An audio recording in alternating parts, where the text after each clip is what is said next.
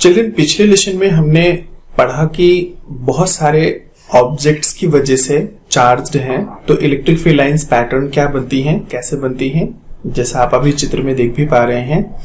आज हम देखेंगे कि इलेक्ट्रिक फील्ड लाइंस का पैटर्न क्या होता है, उनकी प्रॉपर्टीज क्या होती हैं। Okay, so first property of electric field line is that they always start from positive charge that dispensing out, and they always terminate at negative charge. So this is the property, they start from positive charge and terminates at negative charge. Now next property I am taking, electric field lines can never intersect one another, as the point where they will intersect will represent two different directions of electric field, which is impossible. It is the classical way to say it, पर हम इसको और ठीक से समझने की कोशिश करते हैं कि अगर ये देखिए पहली इलेक्ट्रिक फील्ड लाइन से ये है और दूसरी इलेक्ट्रिक फील्ड लाइन ये है, तो यहाँ पर दो different directions of net electric field बनेगी जो पॉसिबल नहीं है, विच इज इम्पॉसिबल। अरे भाई क्यों पॉसिबल नहीं है? तो चलिए इस डिटेल को यहाँ समझते हैं, because that was the argument taken कि you can not have two different directions of electric field at the same point. Now ये पूछा तो नहीं जाता, but suppose I am asking that how come, why it's not possible. So look, it is the case. We have taken first charge से Q and second charge से minus Q. पहले charge की वजह से इस किसी पॉइंट पर हमने इलेक्ट्रिक फील्ड की डायरेक्शन देखी. So because this point is near to this source charge, तो इलेक्ट्रिक फील्ड लाइंस का वेक्टर काफी बड़ा सा बना हुआ है. Yes, it's a quite big vector. पास है तो इलेक्ट्रिक फील्ड यानी फोर्स पर यूनिट चार्ज बड़ा है, बड़ी सी लाइन बनाई. ये वाला चार्ज थोड़ा दूर है तो इस पॉइंट पर इलेक्ट्रिक फील्ड लाइन की वेक्टर थोड़ा छोटा बना. नाउ इन दोनों का रिजल्टेंट अगर हम parallelogram law of vector addition से निकालें, so it is what it is the ER, that is resultant directions of electric field. अब यही तो लॉजिक है कि रिजल्टेंट डायरेक्शन आप जो इलेक्ट्रिक फील्ड का मिला, जो डायगोनल मिला, that diagonal has to be tangent to that imaginary path. अब diagonal is the resultant of E1 E2. अगर और ज्यादा चार्जेस होते तो E1 E2 E3 के हमने वेक्टर रिजल्टेंट निकाले होते, and resultant we are going to get a single and unique. You cannot have more than one resultant. More than one resultant in fact is meaningless. Resultant सभी का परिणामी है. तो यहां अगर आप देखें कि उस कॉन्टेक्स्ट में अगर देखें तो E और E दो रिजल्टेंट मिले हैं एट द सेम पॉइंट, और दो रिजल्टेंट तो मिल ही नहीं सकते क्योंकि रिजल्टेंट का मतलब ही equivalent and single one. So that's the reason in case two electric lines of forces will intersect one another, so at the point of intersection we will have two different directions of electric field which is impossible, and that's why they can not intersect one another. चलिए इस particular analogy को अगर आपने देखा तो अभी हमने कहा कि अगर दो electric lines of forces cut कर जाएंगी तो दो डिफरेंट टेंजेंट्स मिल जाएंगे. Now I am asking, can two different electric lines of forces ever touch one another? अब टच करने में क्या दिक्कत है? देखिए यहां से आकर के ऐसे टच करके वो निकल गई. नाउ सिंगल पॉइंट पर आपको एक सिंगल टेंजेंट मिला. आपकी बात दो different directions of electric field नहीं हुई, तो that's what a question, can they ever touch one another? ये अभी थोड़ी देर के लिए आप सोचिए, तब तक हम अगली प्रॉपर्टीज पढ़ते हैं और आपको जल्दी ही इसी लेसन में अभी 2-4 लाइनों के बाद जवाब भी आ जाएगा. Next property we are taking, it is electric field lines, electric field force lines can not pass through a conductor. Like why it is happening? Because suppose this is the conductor which is placed between two electric field zone. So first plate is suppose positive, next is negative. So electric field lines starts from positive charge and they terminate at negative charge. So what makes here the negative charge to come? Yes, it is coming this negative charge, and this positive charge is coming by process of induction. This is an uncharged body. It is placed in a charged situation in an electric field. तो इस तरफ को negatively charge particles electrons इस तरफ को cluster हो गए और इस तरफ के इलेक्ट्रॉन्स उधर गए, तो यहाँ living behind positive charge. Now property starts, they always start, electric lines of forces always starts from positive charge and they terminate at negative charge. So this is what the pattern they are drafting. Similarly from this side they start from positive charge and they terminate at negative charge. So this is the pattern they are drafting.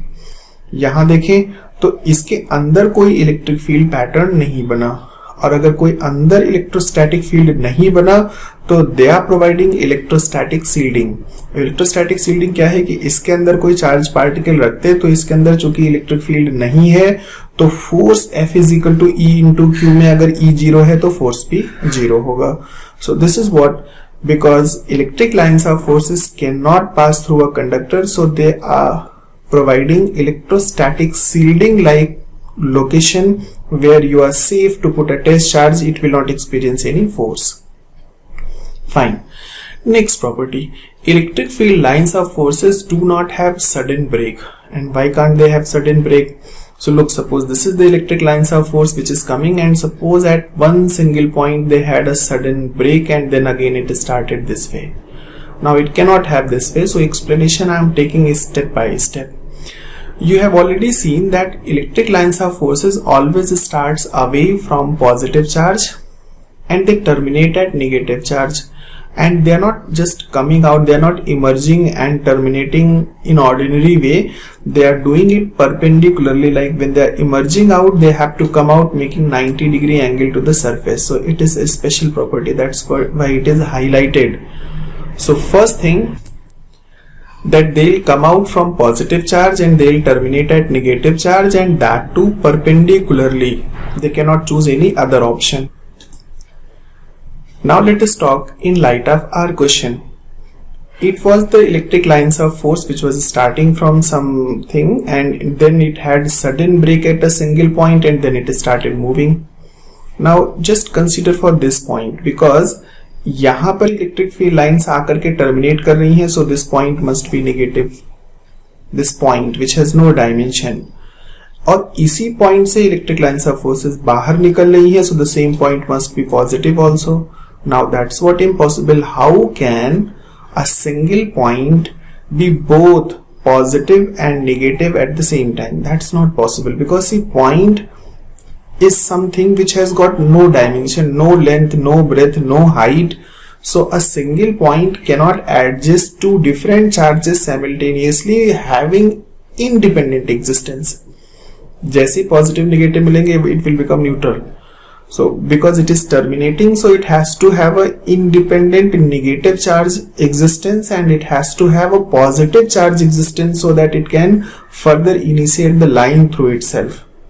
That's the process, that's the problem. So it's not possible. It cannot have sudden break, because if it will have sudden break, so single point must have both negative and positive charges at the same time. Now let us come to the next property. Electric field lines of forces do not form a closed curve. Otherwise what will happen? देखना, अगर ये closed curve बनाती तो क्या दिक्कत आती, वही logic हम यहाँ भी रिपीट करेंगे. Consider this is the point, so simple one point of this, smallest portion of this entire circumference. Now at this point electric lines of forces are just converging because it is negative, and because it is negative तो यहाँ converge करेंगी और फिर यहाँ से आगे भी बढ़ेंगी. So the same point, smallest portion of this circumference can be taken as a point जहाँ पर electric lines of forces आकर के converge करती हैं, तो वो particular point negative होना चाहिए और वहीं से लाइन आगे बढ़ जाती है. So the same point must be positive also. Now that's what a problem. A single point cannot be negative and positive both at the same time having their independent existence. So that's the reason they never form a closed continuous loop. Now coming back to the next property. Crowdedness of electric field line represents a strength of electric field lines. जैसे यहाँ पर पहली line, दूसरी line, तीसरी line I, these all lines are coming and getting converged at a single point. तो जहां पर electric field lines के बीच में डिस्टेंस कम है, that is representing a stronger electric field zone, और जहां उनके बीच की डिस्टेंस ज्यादा है, they represents weak electric field zone. That is one such thing. Now let us come back to the point where we said that can electric lines of forces ever touch one another. Answer will come exactly from this point and the logic has already been taken. अगर मान लेते हैं यहाँ से ये electric field lines आती, suppose touch करके आगे चली जाती, whichever way they are going, let them go. But I'm concerned, can they touch at a point? So फिर वही बात, जहां पर आकर के वो टच करती, वहां पर कन्वर्जेंस होता, और कन्वर्जेंस होने का मतलब that particular point has to be negative charge, और फिर वहीं से आगे बढ़ जाती, इसका मतलब वहीं से डाइवर्जेंस स्टार्ट हुआ। Again we repeat the same logic, अगर कन्वर्ज करती हैं तो that point must be negative, वहां से डाइवर्जेंस स्टार्ट होता है, the same point must be positive. Now how come a single point be both negative and positive at the same time, having their independent existence? So that's not possible, so they cannot even touch one another. Intersection तो different logic से चलता है, it will have two different directions of electric field, that is impossible, पर यहाँ touch भी नहीं कर सकते। touch करने में a single point has to be negative and positive both at the same time. Now next property of electric field line, suppose parallel equidistant electric lines of forces we are taking, equidistant electric field line pattern we are taking. So these are what parallel equidistant lines, and it is representing uniform electric field region. अगर पास आती तो electric field stronger हो जाती, दूर होती तो electric field region थोड़ा weak हो जाता, but what in case they are parallel and equidistant, so in case they are parallel and equidistant, so that means what, it is representing uniform electric field zone. Now there is a question in your NCERT book which is based on the same property, so I am simply trying to recall the same problem, and see the main part is what most of the time children know what is answer, but they don't know how to write it to fetch full marks. So look, this is a particular call out pattern we are making, जहां आप property को वही ऐसे diagram में खींच करके लिख दें. Look, this is the diagram given. It is a conductor, and from this conductor which is positively charged, so many electric lines of forces are emerging out. So is this pattern of electric field line correct or not? So listen, this electric field line pattern, this ELECTRIC, so electric field line patterns are not perpendicular to the surface. Look, they are coming out slant. These are coming out slant, so that's what it is not possible. So this electric field line is not coming out perpendicular. Earlier you have seen this was highlighted pattern that whenever electric lines of forces have to come out, they have to come out being perpendicular to the surface. But if you see it here, it is not coming out perpendicular, it is not coming out perpendicular, so this arrow is representing, so I suppose that this spelling is wrong, so you check it. Okay, now coming back next application, this is again the figure. अब आप इस figure में देखें, अलग अलग जगह पे अलग अलग प्रॉब्लम्स दिखाई गई, so we'll try to test it with you. This is positive charge, electric lines of forces are just going out. Can they? Yes. Now they are coming out. So from a positive charge, electric lines of forces can come out, but they are terminating at negative charge. So yes, they can come out and terminate at negative charge. But what about this? It is negative charge, and from this negative charge electric lines of forces are coming out, so that's what a problem. They can't start from this negative charge, so from this negative charge they cannot start, so it is the problem. Now again, if they are starting, so they are terminating at positive charge, so this is the problem. Look, they can't terminate at positive charge. From positive charge they are starting, it is okay, but they are terminating again at positive charge, so this is what a problem. This is wrong. This pattern of electric field lines cannot exist. Now they are starting from positive charge, it is okay. Now what happened? They terminated at negative charge, so this is the problem. They cannot terminate at positive charge. अगर exam में आता है तो आप यही पूरा pattern बना करके ऐसे ही मेंशन कर दें that this particular diagram has these many problems. Now coming back next application, look, this is the pattern of 3 charges. Is it possible? So first process is that two electric lines of forces cannot intersect, so it is one such problem. Next you see that these are the electric lines of forces which is coming and terminating at positive charge, so they cannot terminate at positive charge as well, so this pattern is also not true. Now look this problem. This is one conductor, it is another conductor. The pattern of electric field line is given and there is a closed curve also. So it is asking whether this pattern of electric field line is true or not. So look here, the same pattern we copied back, and then I said that they always must come out perpendicular to the surface. So this line seems not to be perpendicular to this surface. This can be roughly the pattern to be correct. So it is one such problem. Secondly, that they cannot form a closed continuous loop. Earlier we have seen this property. So these are the two problems. They cannot form closed curve, and they have to, every time when they are coming out, they have to come perpendicularly through the surface. Now look this problem. The dimension of atom is of the order of 1 angstrom, 2 angstrom, something like this. Thus there must be a larger electric field between the proton and electron. Why then the electrostatic field inside the conductor is 0? See, 2-3 चीजों को पहले से समझ लें कि atom constitutes conductor. बहुत सारे atoms cluster करेंगे, क्लब करेंगे, and then they will form a metallic conductor. So now look the process. हमने पहले बोला कि जितने भी एटम्स हैं, they all are what? A neutral entity. Field inside it is caused by excess of electron. तो अगर किसी एटम से हम कुछ इलेक्ट्रॉन्स को विड्रॉ कर लें या कुछ उसमें डिपॉजिट कर दें, then only we are going to frame there a positive और नेगेटिव चार्ज. आप सोचिए कि न्यूक्लियस पर जो पॉजिटिव चार्ज है वो सारा का सारा नेगेटिव चार्ज, न्यूक्लियस पे पॉजिटिव चार्ज से electric field lines of forces निकलेंगी और इलेक्ट्रॉन्स में टर्मिनेट हो जाएंगे. Nucleus is positively charged, electrons are negatively charge, so they will start from positive charge, they will terminate at nucleus. इस तरीके से अगर एटम है तो एटम को इलेक्ट्रिकली न्यूट्रल रहना है, and only atom in case is going to generate conductor, तो पूरा का पूरा कंडक्टर भी न्यूट्रल ही रहेगा.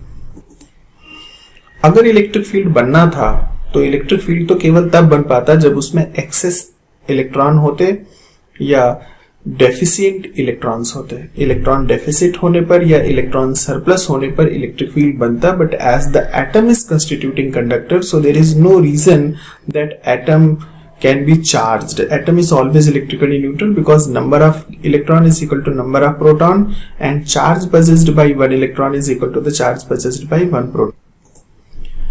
Now look this question. A proton and electron is placed freely in an electric field. Okay, so both will experience force. F is equal to EQ. Which of the particle will have greater acceleration and why? तो देखें कि चूंकि F is equal to m into A, so A equal to F upon m, so F is equal to EQ upon m. जिसका मास बड़ा होगा उसका acceleration छोटा होगा. तो mass of electron is smaller than proton, तो acceleration of electron will be larger than that of proton. So simple question. अब ये बहुत अच्छा सवाल. Electric field due to hemisphere at its centre is E naught. At hemisphere, so it is considered the hemisphere. इसके centre पर electric field E naught है, which is directed as follow. It is having some positive charge. Then it is asking, then you have to calculate what will be the force on 1 coulomb of charge due to 1/4 of the same hemisphere. So this 1/4 हमने इसका निकाला. 1/4 hemisphere की वजह से इस 1 coulomb charge पे कितना electric field बनता है, इसको कैलकुलेट करना है. तुरंत पहले कैलकुलेट कर लेते हैं, then I will come and read the second portion. See, our question says that consider this is what the hemisphere. इसके सेंटर पर E नॉट इलेक्ट्रिक फील्ड बनी क्योंकि यहाँ 1 coulomb चार्ज रखा था and it was uniformly charge. तो हमने इसके 2 टुकड़े ऐसे बना लिए, first half, first quarter, second quarter. अब इन दोनों क्वार्टर की वजह से taken together we are having electric field E naught downward directed. अब because there is a principle of superposition of electric field, तो दोनों टुकड़ों ने E naught electric field downward बनाया. तो E not is what? It is vector sum of electric field produced because of the first segment and electric field produced because of the second segment. अब इसके बाद हमने क्या किया, इन दोनों segment में से माना कि इस सेगमेंट की वजह से इलेक्ट्रिक फील्ड E1 और इस सेगमेंट की वजह से electric field E2. Because it is symmetrically passing, तो ये देखना जितना एंगल बनता है उसका एंगल डिवीजन 45 डिग्री पर E1 और E2 ऐसे बन के आए. अब चूंकि E1 और E2 मैग्नीट्यूड वाइज बराबर होंगे, क्यों? Because it is same amount of charge, the hemisphere was uniformly charge, तो ये सारे पोर्शंस भी यूनिफॉर्मली चार्ज्ड हैं. So E1 and E2 are equal in magnitude and say they are both E1 and E2 का magnitude E dash के बराबर है. तो इस सेगमेंट की वजह से इलेक्ट्रिक फील्ड E डैश और इसकी वजह से E डैश, E1 और E2 दोनों इक्वल हैं. अब हमने क्या किया, इस E1 का कंपोनेंट रेजोल्यूशन किया. तो इस डायरेक्शन पे एक कंपोनेंट और इस डायरेक्शन पे एक component.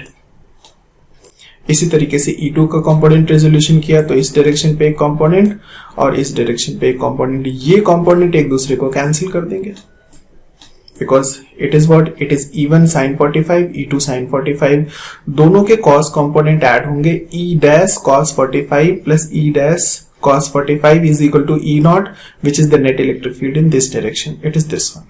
Okay. Now it is 2E dash cos 45 is equal to E naught. So 2E dash cos 45 is 1 by root 2. So E dash is equal to E naught upon root 2. अब आप देखें कि E dash was what? E dash was electric field because of 1 quarter segment. तो एक quarter segment की वजह से इस पर्टिकुलर पॉइंट पर इलेक्ट्रिक फील्ड बाहर को जाती हुई है कितनी? E naught upon root 2 amount की. That was our question. What will be the force on 1 coulomb of the charge due to 1 quarter of the same sphere? तो एक क्वार्टर स्फीयर की वजह से यहाँ पर एक कूलम पर जितना फोर्स लगता वो इलेक्ट्रिक फील्ड होती, and that has come equal to E naught upon root 2. Okay. Now the next part, what will be the force on 1 quarter due to this 1 coulomb charge? इस ये quarter ने तो इस पर कुछ फोर्स लगाया, अभी हमने कैलकुलेट कर लिया. अब क्वेश्चन कहता है एक कूलम चार्ज ने क्वार्टर स्फीयर पर, क्वार्टर हेमीस्फीयर पर कितना फोर्स लगाया. Look this question, quarter hemisphere ने एक कूलम चार्ज पे इतना फोर्स लगाया, तो अब एक कूलम चार्ज ने उस पर कितना फोर्स लगाया. तो because to every there is equal and opposite reaction, तो जितना एक्शन फोर्स ये इस पर लगाएगा उतना ही रिएक्शन फोर्स 1 कूलम ऊपर भी लगाएगा. अभी तक आपने देखा कि आप एक क्वार्टर को सिमेट्रिक कट देते हैं, पूरे हेमीस्फीयर को एक सिमेट्रिक कट दिया और एक क्वार्टर हेमीस्फीयर बनाया, and then you are calculating what is the net electric field at the centre 1 coulomb. अब अगर मान लेते हैं कि हमने उस हेमीस्फीयर का एक छोटा सा टुकड़ा कट किया, थीटा एंगल कट किया, ये तो थीटा एंगल के सेगमेंट की वजह से 1 कूलम चार्ज पर क्या इलेक्ट्रिक फील्ड आएगा, this we have to find. ये पर्टिकुलर पोर्शन देखिए, आपके पास ये कंप्लीट हेमीस्फीयर था, आपने इसका एक छोटा सा टुकड़ा यहां कट किया, ये एंगल थीटा है, तो इस थीटा की वजह से यहां पर कितनी इलेक्ट्रिक फील्ड आएगी ये कैलकुलेट करना है. Give it a try. Next lesson पे इसको सॉल्व करते हैं.